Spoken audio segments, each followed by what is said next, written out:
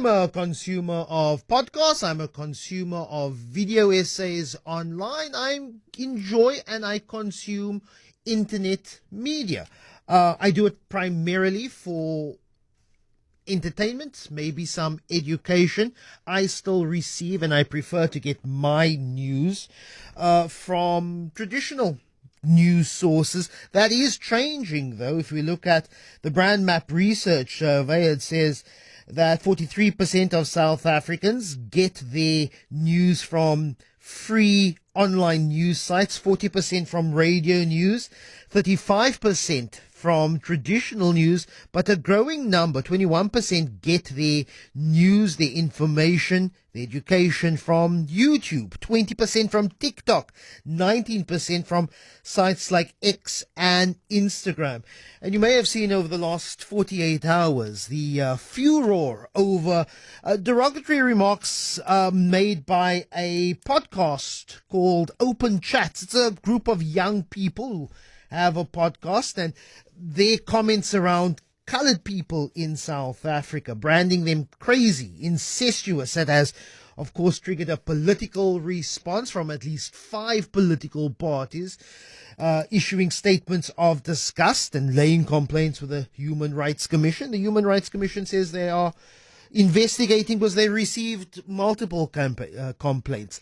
But there has now been a further call, particularly from policymakers, to ask the question, do we move to regulate podcasts in South Africa? Podcasts not covered under South African law when it comes to the SA Broadcasting Act. It doesn't have to ascribe to the Broadcasting Complaints Commission, but it is covered by general laws against hate speech and defamation. Let me go to Diego Domingo. He's with the South African Podcasters Guild. Good morning, Diego. Really appreciate your time while we get Samkelo hopefully on a better line.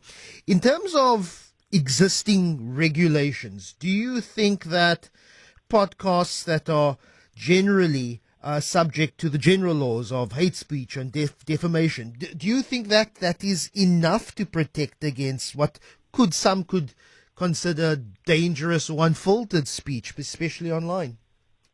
Good morning, Lester. I think as the Podcasters Guild, we do think that the current regulations that we have in place and the laws do fulfill what we need in terms of regulation for podcasters. And I think even if you look at the Broadcasting Complaints Commission, podcasters actually do fall under online media. So people can actually go complain to that. And if you log onto their website, it's actually on their homepage that like podcasters is part of what you can complain about to the Broadcasting Complaints Commission of South Africa.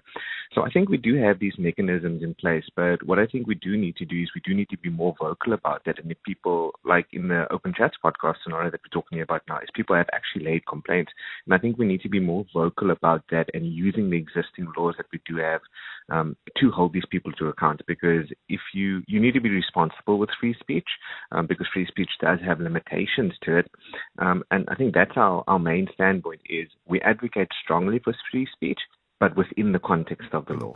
The BCCSA, you have members, broadcasters who are members of the National Association of Broadcasters. They are signatories to the BCCSA's Code of Conduct. Much of what we see online would be independent podcasts, people with an internet connection and a microphone.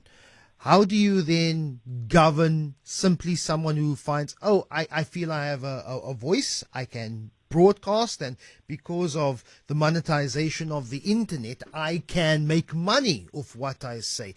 Are they beholden to a BCCSA code? So in terms of the general law of South Africa, yes. But in terms of what we try to do as the South African Podcasters Guild, we are trying to establish, and we are working hard on establishing that principle where people would be signing up to us as they do for the Press Council or the BCCSA. And we've actually got a SAPG pledge that people sign up to when they become members with us. And we are working with the Department of Digital Communication at the moment. We've got a meeting with them next week to kind of implement this and be a more structured approach, because we do want podcasters to register with us. We do want people to be affiliated with us. But in the same way, we want to put a mechanism in place where the general public can actually complain to us, and then we can help them and assist them to take it forward. Because and if they don't, and if they say I want to be an independent operator without any of the confines of any type of code. I think we have to divert back to the general laws of South Africa then, because the same applies for people posting on Facebook, people posting on TikTok or Instagram. Anybody can do that because our constitution does allow us for freedom of speech and freedom of expression. And we can't negate that because 1% or less than 1% of podcasters are causing an issue. And we do think it is an issue when people abuse the freedom of speech, because if you look at our membership, we've got over 400 members in the South African Podcasters Guild, and across the last year, I think there have only been 2 major incidents where people have obviously caused an uproar with podcasters, which means that it's a 0.5% rate. So it's a very minimal number, but we're obviously not trying to downplay that number. So I think people need to have that freedom of expression. We need to abide by the Constitution and the laws of South Africa, but we are also trying to push for more regulation in terms of making it easier for people to complain and to hold people to account when they abuse those laws. Diego, stay on the line. Let me try Samkelo. Good morning, Samkelo. Can you hear me clearly? Let me ask that question of you again. How do we then balance the constitutional right to the freedom of expression by also protecting vulnerable communities? Yeah, I think the issue is closer regulation.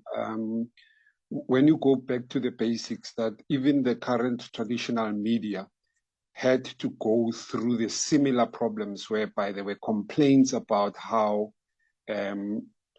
subjects or the public was being written about, and throughout the ages then we came with much closer regulation of the traditional media. So as the new or alternative media grows, it needs to be firmly brought into a regulation as well to protect the public.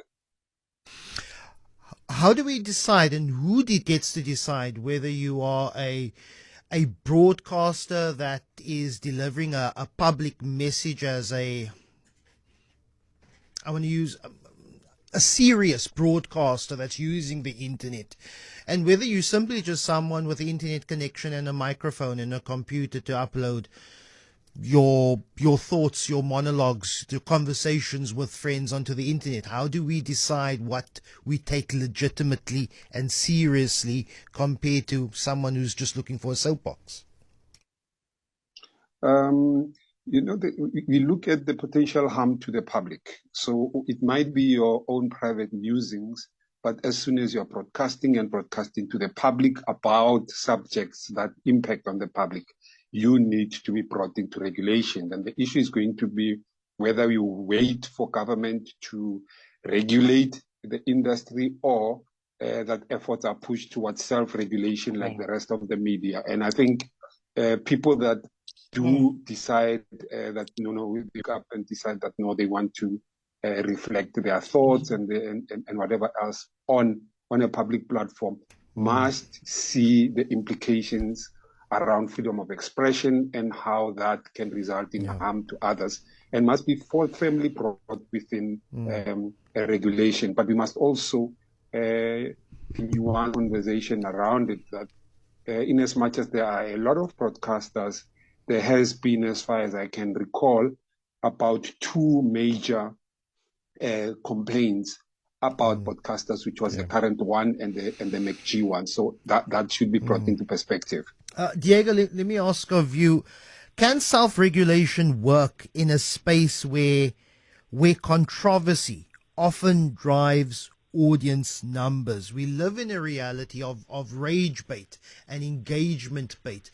The more outrageous my remarks, the more likely it's people going to say either I love this or I hate this. But then again, the algorithm doesn't care if it's a positive or a negative comment. All it cares about whether people are engaging with it. And I wonder whether you can have self-regulation when there is an engagement value, and out of that engagement value comes a profit motive out of that engagement bait. Diego? I think you can, Lester. And it is a very fine line to kind of tread because, like you said, there's a profit to be made from being more controversial. But controversial doesn't necessarily mean that you are breaking the law or you are promoting hate speech or inciting violence. That doesn't necessarily mean that. There's a lot of opinions that we have, that you have, that maybe people don't always agree with and that can be considered controversial, but it doesn't necessarily mean that we're breaking the law. And I think that's the line that we have to draw in the sand is if you want to be controversial, if you want to post your opinion, under the law you can do that, provided you do not break other laws. And infringe on other people's rights. So I think that's the distinction that needs to be made. And an example that I was thinking of is that it's profitable to rob a bank, but it doesn't mean that it's legal. And that's something that you will be held accountable for. So it might be profitable to be controversial, provided you stay within the bounds of the legal framework. Diego Domingo, really appreciate your time. And Samkelo Mokhine, Executive Director of the Freedom of Expression Institute.